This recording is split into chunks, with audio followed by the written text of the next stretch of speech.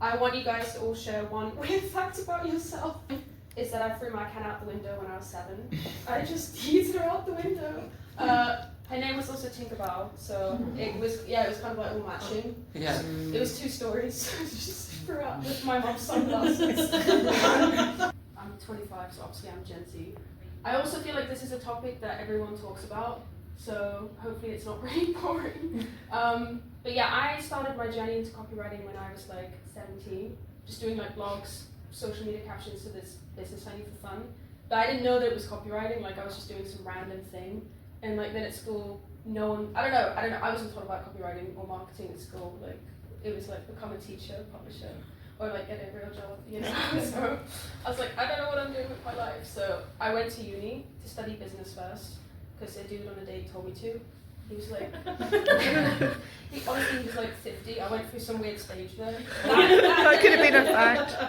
It was kind of like on that journey of like becoming a copywriter, I realized there was like no spaces for other young people. A lot of them were like filled with old people. It was fine, I don't mind that, like you get a lot of value from people of all ages, but I just didn't feel She's like... gonna say that to us. Yeah. But yeah, I'm gonna talk about Gen Z marketing, obviously, and like I said at the beginning, I feel like everyone talks about it, so in some ways I feel like what I'm saying is going to be like bullshit, but hopefully it means something. And it's also just weird, like I said, because it feels like I'm dissecting myself. So I'm just going to be sharing some of the things that Wordtonic has done to connect with Gen Z and stuff like that, and yeah, you can take what you will from it. So yeah, so I remember Natalie asked the question about slang, right? Like, when should we use slang, Gen Z slang? For me, like, none of me and my friends, we never use these words in real life, you know, like, we use it in like social, like in comments and stuff like that, but we never say like bussin' in like a sentence.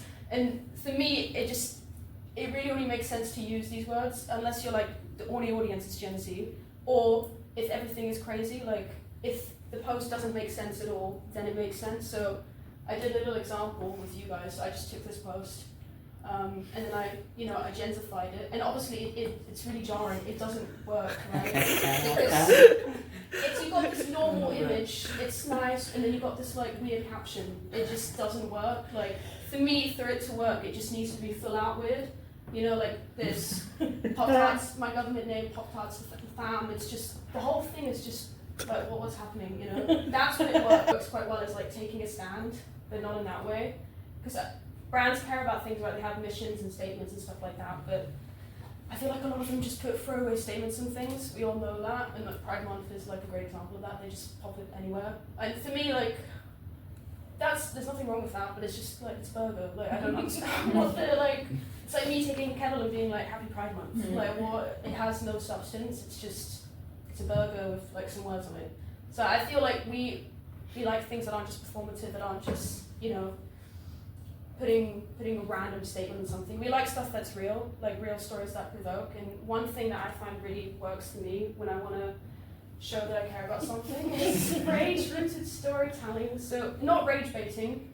Some people would say it's like the same thing, but it's basically taking a stand on a topic, but using real stories that you as a brand or people at the brand that work there, or even your followers, you can get them like to submit entries, things that they've come across or felt or experienced in relation to that topic.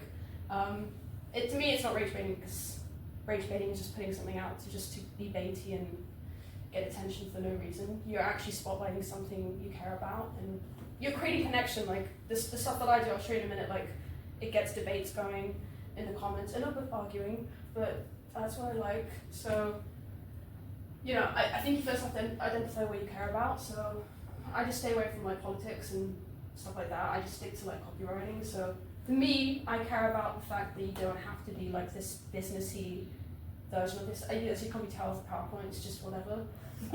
Don't shrink yourself to fit, society's expectations. And I feel like I am that. So I did a toilet on a live call. Someone asked me to, so I just did it. So yeah. So I'm pretty weird and I'm a bit like fucked up, but some people really don't like that, right? So instead of just putting something up going, I really care about, being myself, and you should this guy basically DM'd me. Who I'll give was you the it? context of it. Yeah, it's that guy. Wait, everyone Which knows guy? him. Everyone seems to know this guy. Who is he? Rhyming with pie. The TV company rhymes with pie. Oh. Yeah, I don't know, I just have to say it like that. But I did like a post about like we have a soundboard that we do in master classes. You can press it and it makes noises. And one of the sounds is like, thank you, daddy. Oh, Yeah. that was very confusing when I was doing it. You could be a daddy, you know, Yeah. you know, but I didn't create that. That's like in the platform, by the way. But we just like to spam that when people come on. Like the creative director of Google comes on, and we just spam that button. And they really loved it. No one cares. And I created a post about that. Not this one, but a different one. And someone got very upset by it. Well, he's an ex-creative director now. He got fired. Did you get him fired?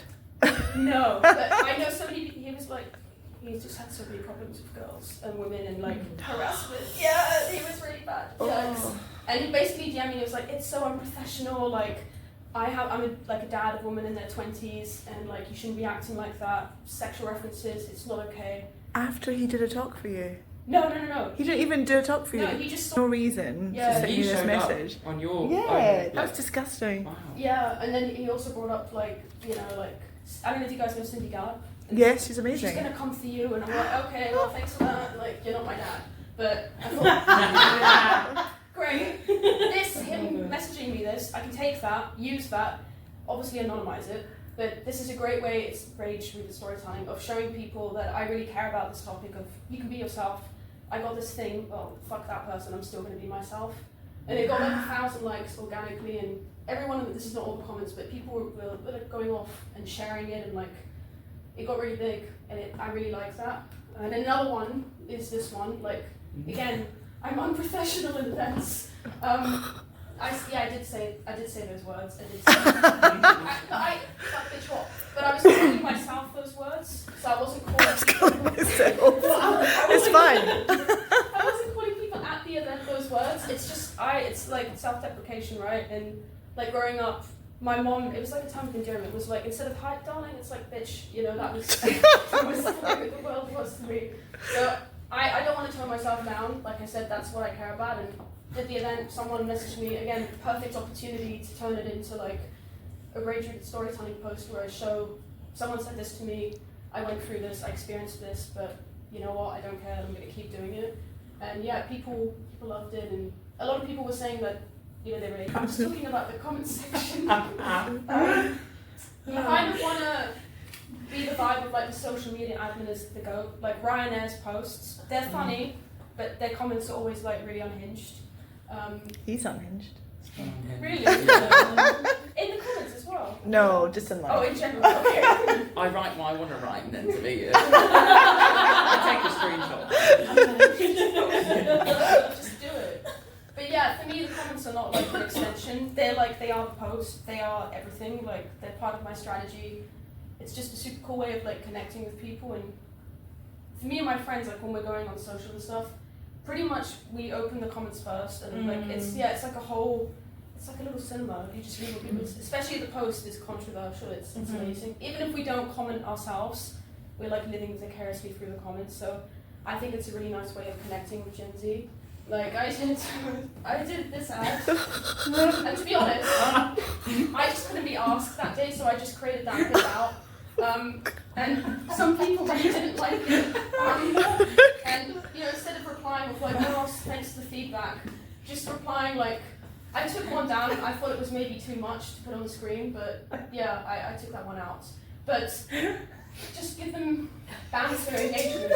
Yeah, just play back with them. You know, it gets them really excited. And then actually, so many people have like put these on their story, like just random people, which I find really funny.